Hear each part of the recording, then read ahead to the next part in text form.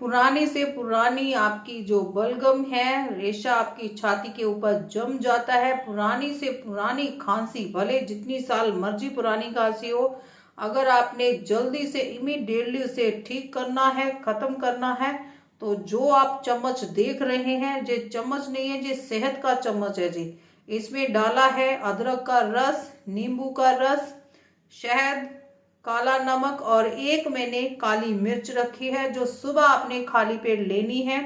कम से कम आपने इसे 21 दिन लेना है, सुबह खाली पेट। फिर देखिए आपकी जो पुरानी से पुरानी बलगम वाली खांसी है कैसे दूर होती है।